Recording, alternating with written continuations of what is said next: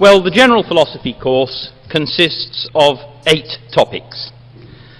And those topics are all pretty central in epistemology and metaphysics. Epistemology, the theory of knowledge, what can we know, how can we know it? Metaphysics, what is the nature of things? More importantly, in a way, general philosophy illustrates to you how philosophy is done. So the importance isn't just the particular topics, it's understanding the discipline of philosophy, how it works, the sorts of considerations that are brought to bear in discussing these topics, and so forth. It makes you a better philosopher thinking about these topics.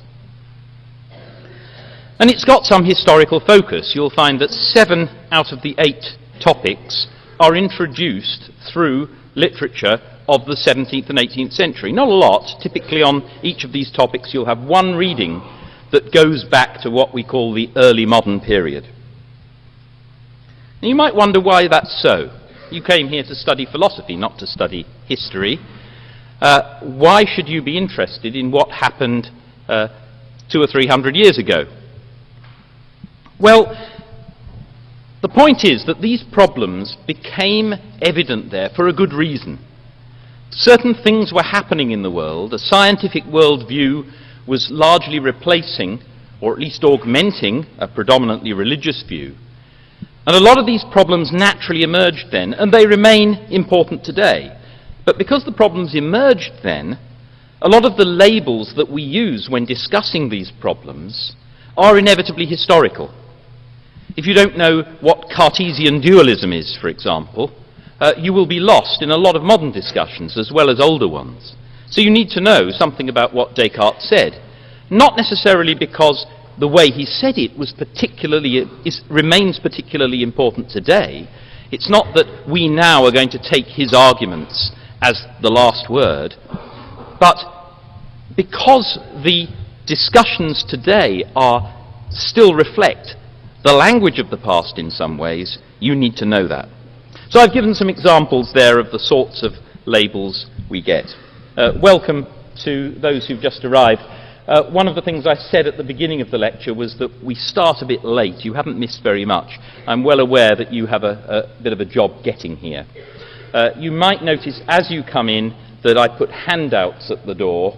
I suspect you all came in quickly and quietly without noticing. You'll be able to pick some out as you go. But all of the slides that you see up here are on the handouts. Okay, another point is, by studying these philosophers of the past, you are studying people who are undoubtedly great thinkers, some of the very greatest thinkers there have ever been. You're certainly not wasting time looking at their work.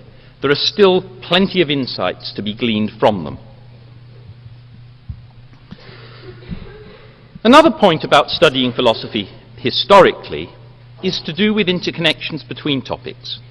If you just study topics in isolation, it's all too easy to view them just as separate things that you can pick and mix. But philosophical ideas aren't normally like that. They have very deep connections. Taking a view on one particular position may well commit you to a view on another. Now, one of the great ways of seeing that is to see the interplay between these ideas in historical figures, to see one great figure arguing against another and understanding how one view impacts on a different one. So we'll see examples of that in what follows. Many of these themes that arose back in the 17th and 18th centuries, as I've said, remain today. So looking at those battles can actually throw a very useful light on modern debates. It is not uncommon to find people debating now in ways that overlook points that were made back then. And if you know about that history, you are able to find points that were made that remain valid. Again, looking at things with a historical perspective can prevent our getting blinkered by what happen to be the concerns of today. So there are all sorts of good reasons for getting some historical perspective in philosophy. You don't have to be, as it were, an antiquarian in order to get value from this sort of discussion. Okay, here briefly are the topics. I'm not going to say very much about these. You know them from the syllabus. skepticism, knowledge, perception, primary and secondary qualities, induction, free will, mind and body, personal identity. And I've given some notes there of particular big thinkers that we're going to be mentioning as we go through.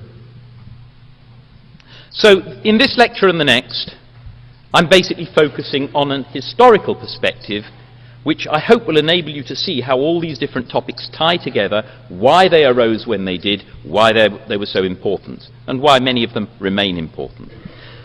In subsequent lectures, I'll be looking in detail at each of those topics in turn.